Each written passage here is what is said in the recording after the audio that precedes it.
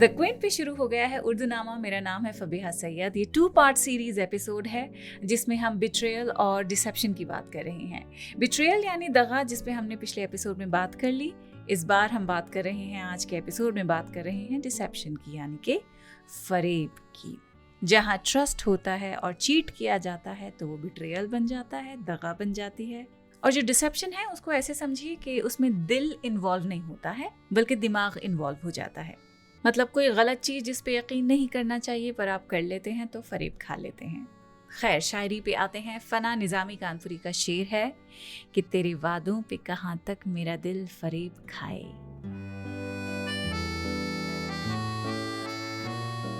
तेरे वादों पे कहाँ तक मेरा दिल फरेब खाए, कोई ऐसा कर बहाना मेरी आस टूट जाए।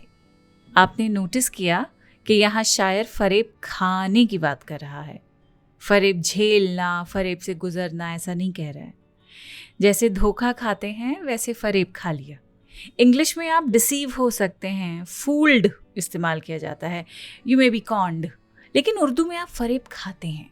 जैसे धोखा कोई चीज़ हो जो बार बार आपके सामने रखा जा रहा है और आप पर कोई सेल्फ कंट्रोल है नहीं, इसलिए चलिए एक और निवाला सही, एक और बाइट सही।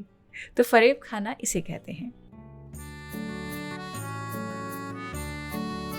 इसीलिए मुझे लगता है कि इस शेर में जो फोकस है महबूब यानी उस धोखेबाज महबूब पर कम है और दिल पर ज्यादा है। शायर ये नहीं कह रहा कि तुम फरेबी हो, वो ये भी नहीं कह रहा है कि तुम झूठ बोलते हो। वो सिर्फ इतना कहता है, तेरे वादों पे कहाँ तक मेरा दिल फरेब खाए। यानी भाई, मेरा दिल आखिर कब तक इन वायदों को सच मानता रहेगा। So the fault lies with my दिल। मैं ही तुम पे यकीन किए जा रहा हूँ जबकि मुझे नहीं करना चाहिए। एंड फ्रैंकली ऐसे कई मोमेंट्स आते हैं जब साइंस साफ नजर आ रहे होते हैं लेकिन उस टाइम पर आंखों पर हरे रंग का पर्दा पड़ जाता है। इसीलिए जो लाल झंडा है उसकी लाली हमें दिखती नहीं है, वो हमें हरी दिखती है। तेरे वादों पे कहाँ तक मेरा दिल फरेब खाए। और फिर आता है दूसरा मिसरा, कोई ऐसा कर बहाना मेरी आस टूट जाए। देखिए, आमतौर पर आशिक वस्ल की उम्मीद के सहारे जीता है। एक मुलाकात, एक पैगाम, कोई पॉजिटिव साइन, कोई इंडिकेशन की कहानी भी खत्म नहीं हुई है। लेकिन यहाँ शायर उम्मीद से छुटकारा मांग रहा है। He is not asking for reassurance anymore, he is asking for certainty, closure. वो कह रहा है, अगर जाना है तो इतनी वजाहत से जाओ कि मेरा इंतजार ही खत्म हो जाए, अगली बार इंतजार ना करूं। मुझे अपने एक्सक्यूजेस में मत उलझाओ कि हर बार तुम वायदा खिलाफी करते हो, हर बार कोई नया बहाना देते हो, हर बार मेरा दिल उस बहाने को एक्सेप्ट भी कर लेता है। somehow hope finds a way to renew itself, which is very wrong. तो इसीलिए शायर कह रहा है, इस बार जाओ तो ऐसा बहाना बनाओ कि फिर कभी तुमसे कोई तवक्को ही ना रहे। Give me closure, not another extension of hope.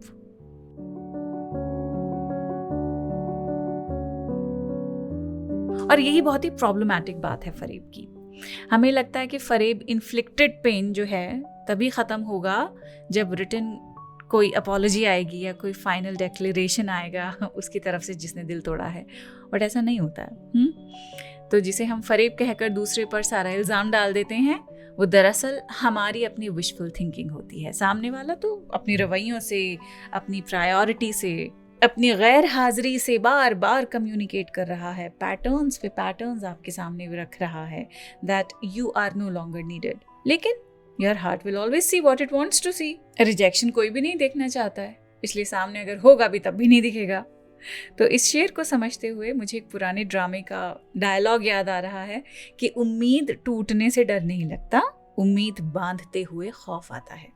क्योंकि जब उम्मीद टूटती है कहानी खत्म हो जाती है, लेकिन जब उम्मीद बंधी रहती है तो कहानी भी चलती रहती है। तो डिसाइड कीजिए कि कहानी खत्म हो रही है कि चल रही है।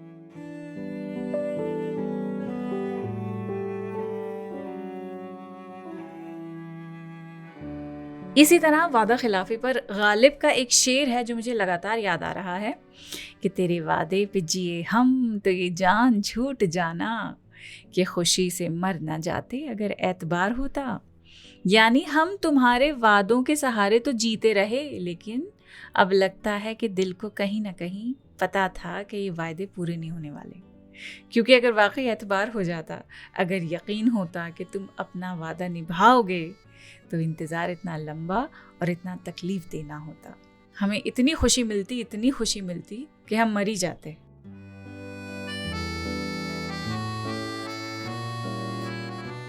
फना निज़ामी और मिर्ज़ा गालिब का जो शेर है, दोनों में एक ही कॉमन थीम है। दोनों जगह मसला सिर्फ वायदा खिलाफी का नहीं है, मसला उस इमोशनल लिम्बो का है जहाँ इंसान लटका रहता है, ना पूरी तरह उम्मीद छोड़ पाती है, ना पूरी तरह यकीन कर पाता है कि सब कुछ ख़त्म हो गया है।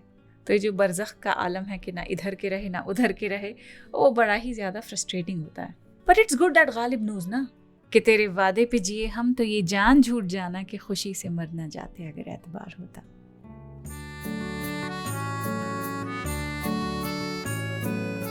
आपको अब बहादुर शाह जफर का शेर सुनाएंगे।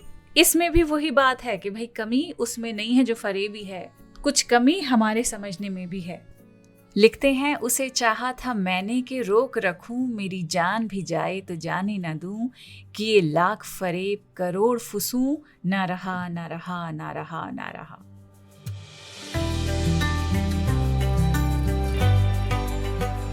पहले मिसरे में मोहब्बत की शिद्दत देखिए कि मैं अपनी जान दे देता, बस उसे जाने ना देता, उसे चाहा था मैंने कि रोक रखूं, मेरी जान भी जाए तो जाने ना दूं।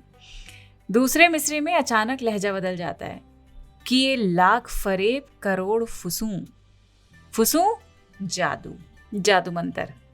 यहाँ फरेब किसी और को दिया हुआ धोखा नहीं है, ये वो तमाम चीज़ें हैं जो इंसान मजबूरी में इख्तियार करता है जब उसे लगता है कि शायद वो तकदीर को हरा देगा, इसलिए जो बन पड़ती है वो करता है।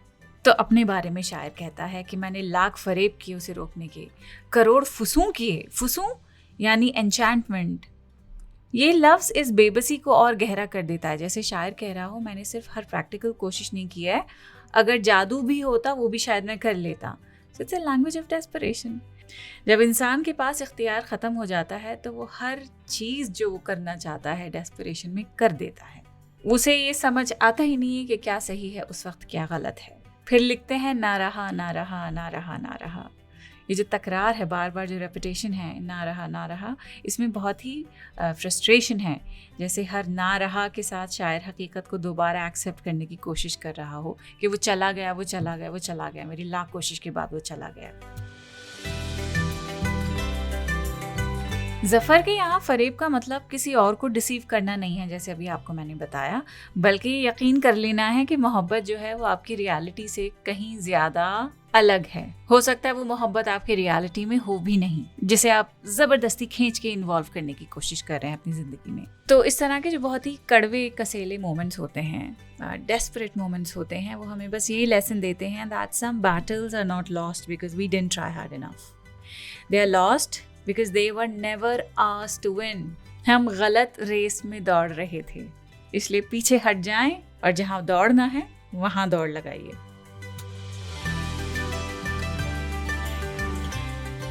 अब मोमिन खान मोमिन का शेर है कि सूझे क्यों कर फरेब दिलदारी, सूझे क्यों कर फरेब दिलदारी, दुश्मन आशना नुमा है इश्क। दिलदारी यानी मोहब्बत जताना, अफेक्शन, वार्मथ। और आशना नुमा क्या है? आशना यानी फेमिलियर, जाना पहचाना। नुमा समथिंग दैट अपीयर्स लाइक। आशना नुमा मतलब something that looks like a friend but may not actually be one. तो मोमिन इसमें कहते हैं, फरेब दिलदारी समझ ही कैसे आए, इश्क तो दुश्मन होते हुए भी आशना नुमा है। सूझे क्यों कर फरेब दिलदारी, सूझना समझना। ओके, ये प्रॉब्लम नहीं है कि इश्क दुश्मन है, प्रॉब्लम ये है कि वो दुश्मन की तरह इंट्रोड्यूस ही नहीं हुआ। इसीलिए शायर यहाँ पे समझ ही नहीं पाया कि वो जो दोस्ती का हाथ है वो दोस्त नहीं है, वो दुश्मन है। इसीलिए कहते हैं कि the most effective deception is the one that doesn't feel like deception. अगर कोई स्ट्रेंजर आकर आपको मैनिपुलेट करे, आप शायद होशियार हो जाएं, लेकिन जब वही बात बड़े केयर, कंसर्न, एक दो आंसू टपका के, अफेक्शन के लिबास में एकदम नरमी के साथ आपसे कोई कहे, तो आप उस पर यकीन नहीं करेंगे तो और क्या करेंगे।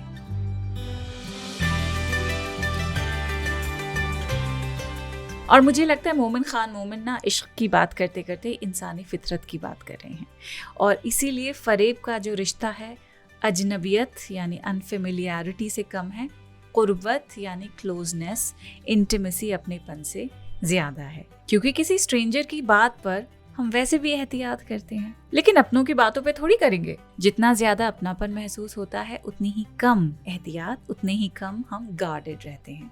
मोमिन खान मोमिन का कमाल ये है कि दोनों मिसरे जो आपने सुने हैं, इन दोनों में वो इश्क को विलन भी बना रहे हैं और विक्टिम भी, क्योंकि इश्क दुश्मन भी है, लेकिन उसका पूरा असर इसी बात में है कि वो कभी दुश्मन लगता ही नहीं। और यही है क्लासिक फरेब, not that love hurts, but that it first convinces you that it never will. फिर से याद दिला दूं दगा की, अगर लास्ट एपिसोड मिस कर दिया है तो सुन लीजिएगा। दगा पर एपिसोड था, फरेब तभी तक होता है जब तक वो गुमराह करता रहे, लेकिन जब वो पहले आपको ट्रस्ट दे, कंफर्ट दे, आपका एतबार जीते और फिर दिल तोड़े, फिर धोखा दे, तो उसे दगा कहते हैं। सूझे क्यों कर फरेब दिलदारी, दुश्मन आशना नुमा है इश्क। तो सतर्क रहिए, आप भी सावधान रहिए। अगले हफ्ते मिलते हैं। खुदा हाफिज।